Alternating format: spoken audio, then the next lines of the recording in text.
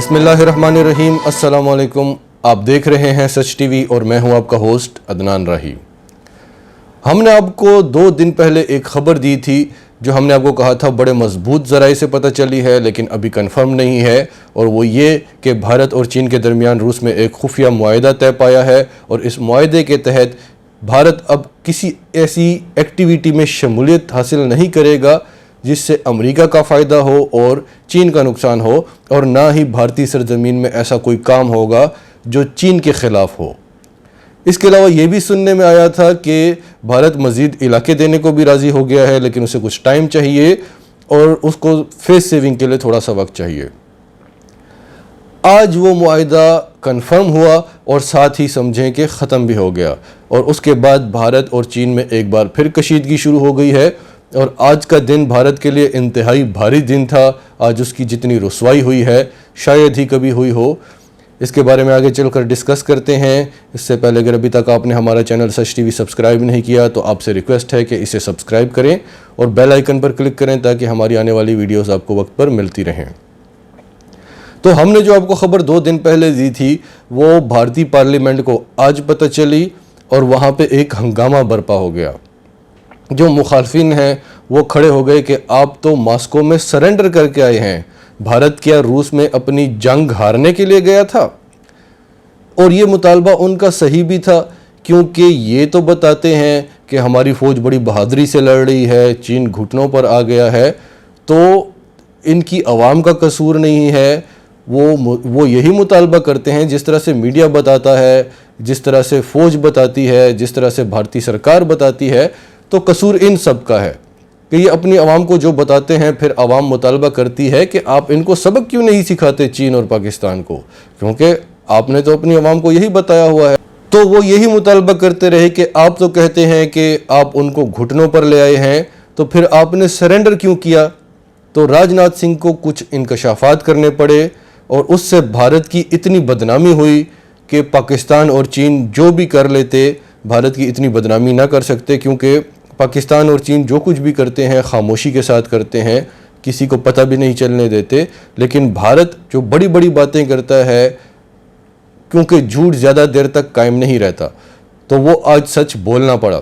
तो राजनाथ सिंह ने कुछ इंकशाफात किए कि चीन हमारे इलाकों में घुसा हुआ है और 38,000 किलोमीटर स्क्वायर पर 38,000 स्क्वायर किलोमीटर पर वो कब्ज़ा कर चुका है। ये राजनाथ सिंह ने एक्सेप्ट किया है, ये उन्होंने खुद बोला है कि चीन हमारे इलाकों पर कब्ज़ा कर चुका है। और कितने इलाकों पर? 38,000 स्क्वायर किलोमीटर पर। इसके अलावा उन्होंने ये भी कहा कि चीन अरुणाचल प्रदेश भी हमसे मांग रहा है, और वो कितना है? 90,000 स्क्वायर किलोमीटर। और चीन LAC को तस्लीम नहीं कर रहा, वो इस LAC को नहीं मानता और वो हमारे 38,000 स्क्वायर किलोमीटर पर कब्ज़ा कर चुका है और मज़ीद 90,000 स्क्वायर किलोमीटर हमसे मांग रहा है। और रूस में जो हमारा मुआहदा तय पाया है उससे चीन 2 किलोमीटर पीछे हटेगा और हम भी 2 किलोमीटर पीछे हटेंगे। ये एक और बहस शुरू हो गई, क्योंकि चीन तो उन इलाकों में 2 किलोमीटर पीछे हटेगा जो उसने कब्ज़ा किए हुए हैं। वो अपने इलाकों में तो 2 किलोमीटर पीछे नहीं जा रहा, वो तो भारत के ही इलाकों में जहां उसने 38,000 स्क्वायर किलोमीटर पर कब्जा किया है 2 किलोमीटर पीछे खड़ा हो जाएगा। तो क्या हो जाएगा? भारत अपने बचे हुए इलाकों में भी 2 किलोमीटर पीछे चला जाएगा मजीद।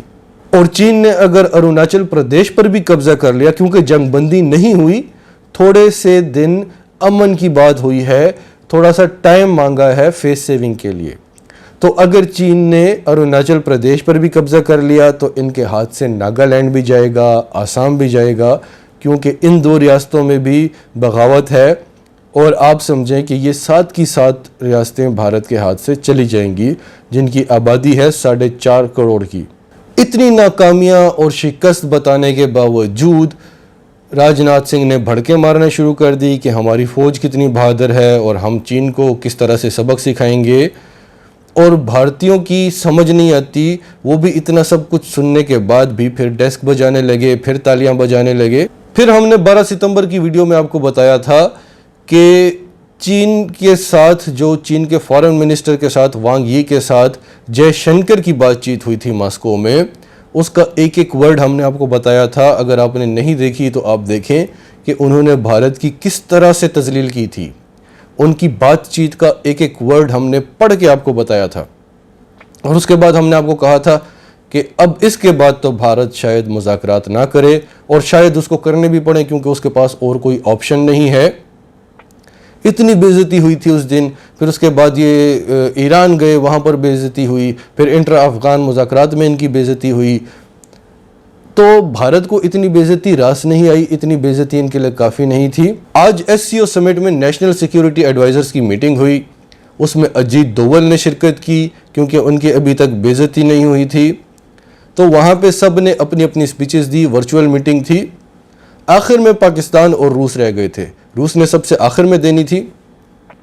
तो पाकिस्तान का जब नंबर आया तो मोईद पीरजादा ने अपनी स्पीच दी और उन्होंने अपने पीछे पाकिस्तान का नया मैप रख लिया।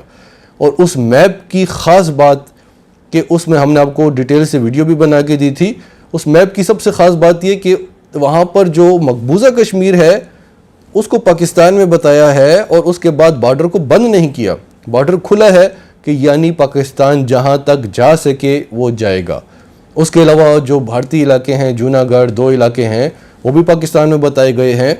तो वो मैप जब उन्होंने देखा कि ये मैप लेके आए हैं, तो अजीत डोवल खड़े हो गए और उन्होंने कहा कि ये तो SCO के चार्टर की खिलाफ वर्जी है और पाकिस्तान हमारे इलाकों को अपने नक्शे में दिखा रहा है, भारत का गलत नक्शा दिखा रहा है। वो उठे और मीटिंग छोड़कर चले गए। इससे भी ज़्यादा मज़े की बात कि कोई भी कुछ नहीं बोला, किसी ने इतना भी नहीं कहा कि बैठ जाओ। सब खामोशी से देखते रहे और भारत की एक बार फिर पूरी दुनिया में रुसवाई हुई। और इससे भी ज़्यादा मज़े की बात कि भारतीय मीडिया ने इस चीज़ को किस तरह से पेश किया कि वहाँ पे तो जश्न मनाए जा रहे हैं कि अजीत डोवल हमारा हीरो है। किस तरह से वो भारत की बेइज्जती पर उठ खड़ा हुआ और किस तरह से उसने अपनी पहचान मनवाई। और भारतीय मीडिया ने यहाँ तक कहा कि रूस ने पाकिस्तान को चेतावनी दी, पाकिस्तान को डांटा, पाकिस्तान को धमकी दी। हालांकि ऐसा कुछ भी नहीं हुआ। वो एक अमेरिकी जर्नलिस्ट ने कहा था कि अगर आपको कॉमेडी देखनी हो तो आप भारत के न्यूज़ चैनल्स देख लिया करें। वो उसने बिल्कुल ठीक बात कही थी, क्योंकि अगर आप भारतीय न्यूज़ चैनल्स देखेंगे तो या तो आपको बहुत ज़्यादा हंसी आएगी या आपको बहुत ज़्यादा गुस्सा आएगा। तो भारत पर असल में इंटरनल प्रेशर भी है और वाशिंगटन की तरफ से भी प्रेशर है, क्योंकि अगर वो इस मुआहदे पर कायम रहता है जिसमें रूस उसका गारंटर है, उसे वाशिंगटन को छोड़ना पड़ता है। ये चीज़ भी भारत अफोर्ड नहीं कर सकता। रूस पर भी एतबार नहीं कर सकता क्योंकि रूस का झुकाव जो है वो पाकिस्तान और चीन की तरफ है।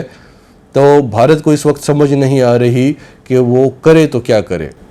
तो इस मीटिंग से उठ के जाना रूस को एक सिग्नल था कि ऐसे नहीं चलेगा, ऐसे हम आपके साथ खड़े नहीं रह सकते। क्योंकि पहले भी भारत ने कहा था, जब SCO समिट हुआ था उसमें जब पुतिन ने अपनी स्पीच दी थी तो भारत ने बहुत प्रेशर डाला था कि आपने हमारी बात करनी है।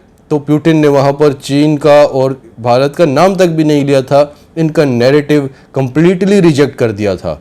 और आज भी यही हुआ कि पाकिस्तान ने अपना नया नक्शा सामने रख दिया, पूरी दुनिया देख रही है, कोई भी कुछ नहीं बोला और भारत इस तरह से उठकर चला गया। भारत ने रूस को सिग्नल दिया कि हम आपके साथ नहीं खड़े, फिर भी रूस खामोश रहा। और इसके साथ ही चीन की स्टेटमेंट आ जाती है। आप देख सकते हैं अपनी स्क्रीन पर, ये चीन का सरकारी मीडिया है और देखेंगे ये क्या कह रहा है।